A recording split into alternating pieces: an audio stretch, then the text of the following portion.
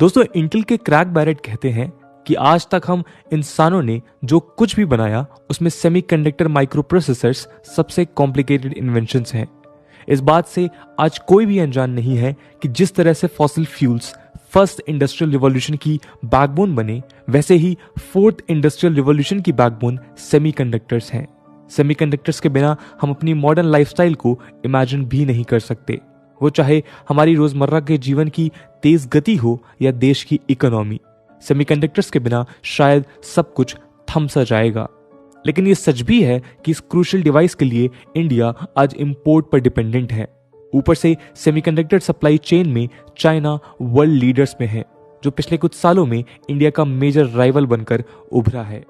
Taiwan भी आज semiconductor manufacturing में बेहद जरूरी लोकेशन है, जिस पर लगातार चाइनीज इन्वेजन का खतरा बना हुआ है। ऐसे में अगर सेमीकंडक्टर सप्लाई में कोई डिसरप्शन हुआ तो वो इंडिया के लिए एक इकोनॉमिक खतरा तो होगा ही, बल्कि एक जियोपॉलिटिकल और स्ट्रेटेजिक चैलेंज भी होगा। इस कॉन्टेक्स्ट में आज की चर्चा का विषय यही होगा कि क्या हम आने वाले वक्त में सेमीकंडक्टर को लेकर आत्मनिर्भर बन सकते हैं, और यदि हां तो फिर कैसे। सेमीकंडक्टर्स की इंपॉर्टेंस को हाईलाइट करते हुए रिसेंटली कैबिनेट ने $10 बिलियन यानी लगभग 76,000 करोड़ की प्रोडक्शन लिंक्ड इंसेंटिव स्कीम को अप्रूव किया है। आज की वीडियो में हम इस इंसेंटिव पैकेज के बारे में भी चर्चा करेंगे और जानेंगे कि आखिर गवर्नमेंट का प्लान ऑफ एक्शन क्या रहेगा। तो चलिए जानते हैं कि इंडिया कैसे फ्यूचर में एक सेमीकंडक्टर सुपर पावर बनकर उभर सकता है। शुरुआत करते हैं सेमीकंडक्टर्स की ग्लोबल सप्लाई चेन और उसमें इंडिया की करंट पोजीशन। दोस्तों, सेमीकंडक्टर्स को हम इंटीग्रेटेड सर्किट्स या माइक्रोचिप्स के नाम से भी जानते हैं, जो मोस्टली सिलिकॉन, जर्मेनियम या गैलियम आर्सेनाइड से बनते हैं। लेकिन चिप मैन्युफैक्चरिंग एक लंबे प्रोसेस से गुजरता है। डिजाइनिंग, मैन्युफैक्चरिंग और असेंबली इसके मेन प्रोसेस हैं। लेकिन दुनिया में केवल कुछ ही कंपनीज हैं जो अकेले ये तीनों काम करती हैं। जो कंपनीज चिप मेकिंग के सारे प्रोसेसेस खुद करती हैं, उन्हें इंटीग्रेटेड डिवाइस मैन्युफैक्चरर या आईडीएम कहा जाता है। परंतु कॉस्ट एफिशिएंसी के लिए मोस्ट सेमीकंडक्टर्स का डेवलपमेंट प्रोसेस अलग अलग सेगमेंट्स में डिवाइडेड है। डिजाइनिंग सबसे ज्यादा इन्वेस्टमेंट डिमांड करता है, क्योंकि इसमें रिसर्च एंड डेवलपमेंट इन्वॉल्व है। सेमीकंडक्टर्स का यह सेगमेंट मेनली डेवलप्ड कंट्रीज में सीमित है, जिसमें यूएस डोमिनेंट प्लेयर है। जो कंपनीज केवल डिजाइनिंग करती हैं और अपने डिजाइन्स को मैन्युफैक्चरिंग के लिए आउटसोर्स करती हैं, उन्हें फैबलेस फर्म्स कहा जाता है। जब फैबलेस फर्म्स अपने डिजाइन्स को मैन्युफैक्चरिंग के लिए आउटसोर्स करती हैं, तब वो फाउंड्रीज या फैब्स नाम के इंडस्ट्रियल यूनिट्स में जाती हैं। इन्हें सेटअप करने के लिए भी हैवी इन्वेस्टमेंट चाहिए, लेकिन साथ में लेबर भी चाहिए होती है। इसलिए यह सेगमेंट काफी ज्यादा फ्रेगमेंटेड है और US, Taiwan, south Korea, China और जापान हर जगह फैला हुआ है। पर ताइवान की TSMC मैन्युफैक्चरिंग में one of the top companies है और ताइवान एज अ होल दुनिया का लार्जेस्ट चिप मैन्युफैक्चरिंग देश है with 63% share in global chip supply chain. तीसरा स्टेप असेंबली, टेस्टिंग और पैकेजिंग का होता है और ये OSAT नाम के यूनिट्स में होता है। फिनिश चिप्स या तो डायरेक्टली क्वालकॉम, एनवीडिया, सैमसंग या TSMC जैसे चिप कंपनीज के पास जाती हैं या फिर फॉक्सकॉन जैसे कंज्यूमर इलेक्ट्रॉनिक मैन्युफैक्चरर्स के पास। ये एक लेबर इंटेंसिव प्रोसेस है और इसमें लो स्किल्ड और सेमी स्किल्ड वर्कर्स की डिमांड होती है। इसलिए ये सेगमेंट आज मेनली चाइना, मलेशिया, वियतनाम और फिलीपींस जैसे देशों में कंसंट्रेटेड है।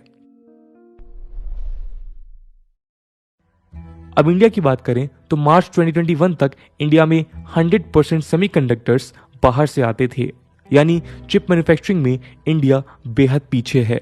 पर इंडिया के पास चिप डिजाइन और असेंबली में एडवांटेज है।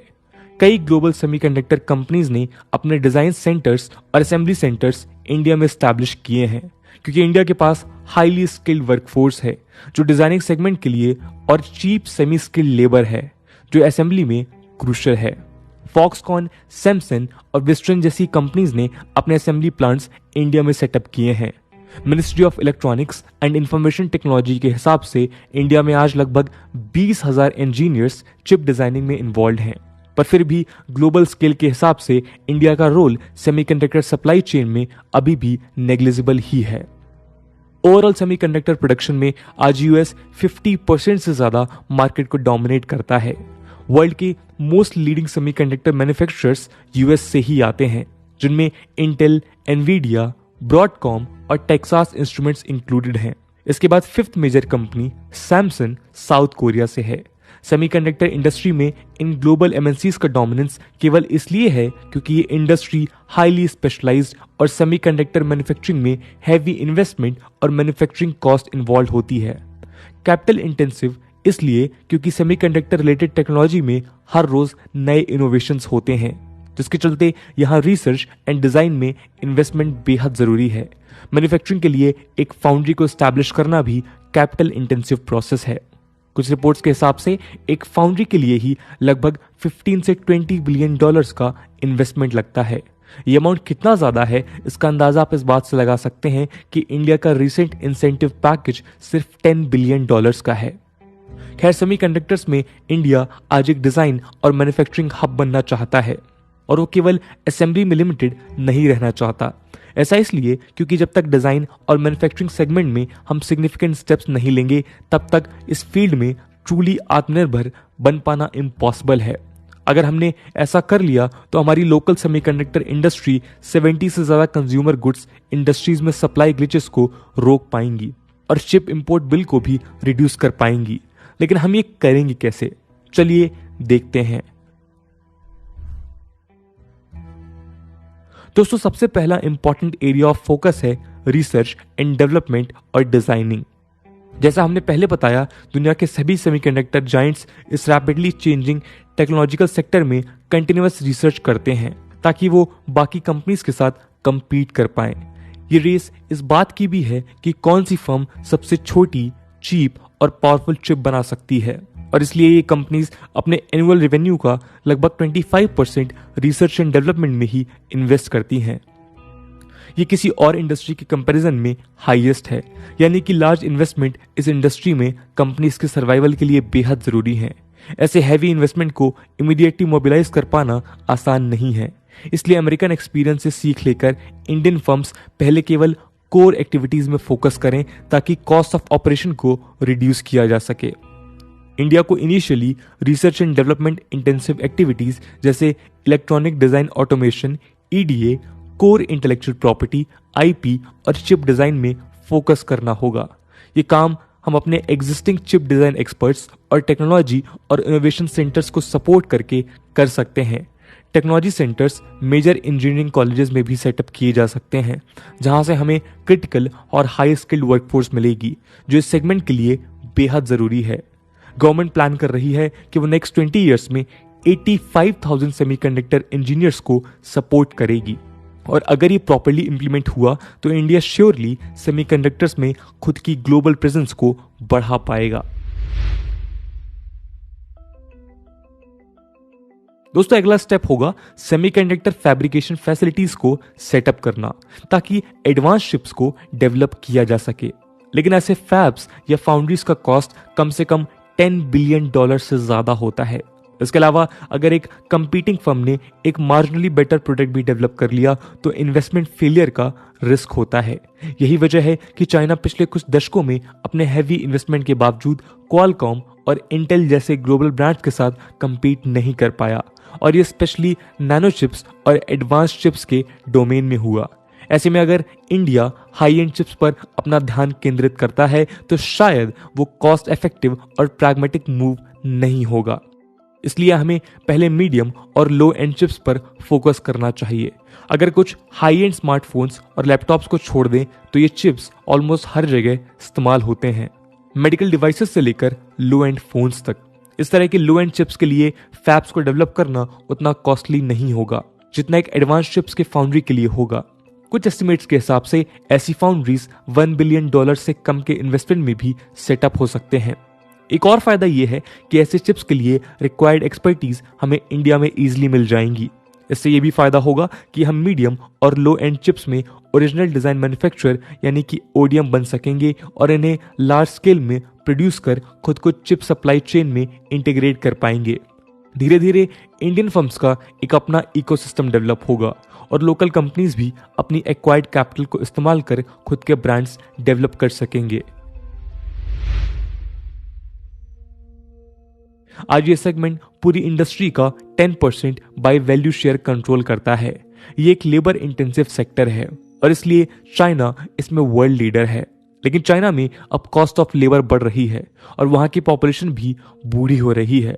ऐसे में इंडिया अपने डेमोग्राफिक डिविडेंड और चीप लेबर के साथ इस सेगमेंट में ह्यूज पोटेंशियल होल्ड करता है।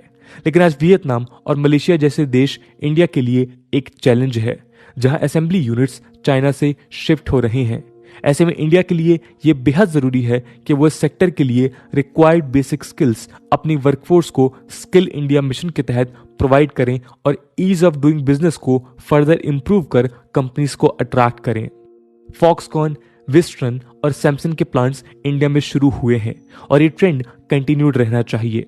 टाटा ग्रुप भी इस सेगमेंट में एंटर करने के लिए $300 मिलियन इन्वेस्टमेंट करने के प्लान में है और इसके लिए वो कई स्टेट गवर्नमेंट्स के साथ चर्चा कर रहा है। यूपी गवर्नमेंट भी अपनी new UP electronics manufacturing policy 2020 के तहत 40,000 करोड़ का इन्वेस्टमेंट मोबिलाइज करने के प्लान्स बना रहा है और प्राइवेट प्लेयर्स को यूपी में प्लांट सेटअप करने के लिए अट्रैक्ट करने की कोशिश कर रहा है। स्टेट लेवल पर ऐसे इनिशिएटिव्स बेहद जरूरी हैं। कुछ महीने पहले इंडिया और ताइवान के बीच एक 56,000 करोड़ की डील की चर्चा सामने आई थी, जिसके तहत TSMC जैसी कंपनीज के साथ इंडिया में सेमीकंडक्टर मैन्युफैक्चरिंग हब्स क्रिएट करने की बात हो रही थी। ऐसे इंटरनेशनल कोलैबोरेशंस भी हमारे सेमीकंडक्टर प्लांट्स के लिए क्रूशियल साबित हो सकते हैं। कुछ एक्सपर्ट्स कहते हैं कि इंडिया अपनी एग्जिस्टिंग एक्सपर्टीज को सपोर्ट प्रोवाइड कर एक ऐसा माहौल बना सकता है और वो अपने फार्मा सेक्टर वाले मॉडल को रिपीट कर सकता है। इंडिया में फार्मा सेक्टर का राइज लो कॉस्ट जेनरिक्स के चलते था, जो रिवर्स इंजीनियरिंग का प्रोडक्ट थे। इन लो कॉस्ट जेनरिक्स को इंडिया ने अफ्रीकन देशों में सप्लाई कर अपनी इंडस्ट्री को एक्सपोर्ट ओरिएंटेड भी बनाया। एड्स के एंटी रेट्रोवियल ड्रग्स के चीपर वर्जन्स इसके एग्जाम्पल्स हैं, जिनके लिए पहले वेस्टर्न फार्मा जायंट्स $12,000 पर पर्सन तक चार्ज करते थे। अगर इंडिया यही मॉडल चिप्स में अप्लाई कर एग्जिस्टिंग सेमीकंडक्टर्स के चीपर वर्जन प्रोड्यूस कर ले तो पुअर कंट्रीज में वो अपने लिए एक बड़ा मार्केट बनाकर ग्लोबल जायंट्स के डोमिनेंस को चैलेंज कर सकता है, स्पेशली तब जब इन लार्ज चिप मेकर्स के साथ कंपीट करने के लिए रिक्वायर्ड बजट अभी हमारे पास नहीं है।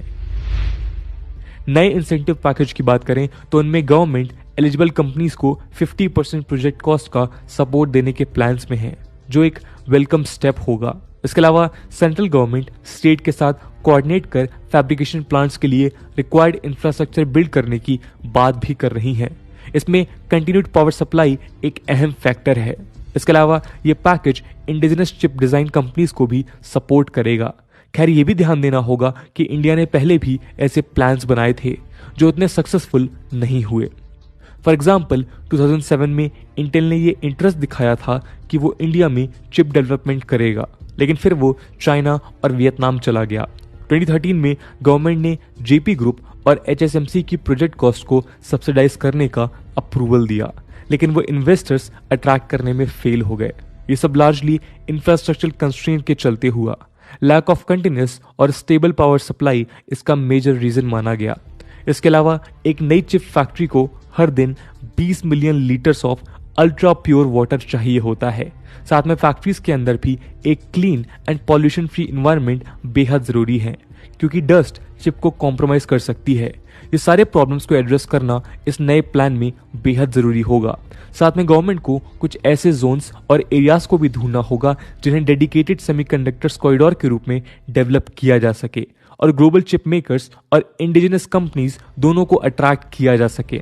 दोस्तों, हम उम्मीद करते हैं कि सेमीकंडक्टर्स के इस दौर में इंडिया एक ग्लोबल पावर बनकर उभरेगा और हम 21st सेंचुरी को ट्रूली इंडियन सेंचुरी बनाने में कामयाब होंगे।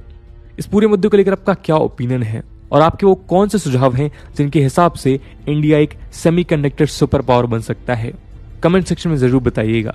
आज की वीडियो के लिए इतना ही। आई होप आपको वीडियो पसंद आई होगी और अगर पसंद आई है तो अपने दोस्तों के साथ शेयर करना मत भूलिएगा। हम मिलते हैं अगले वीडियो में, तब तक के लिए जय हिंद, जय भारत।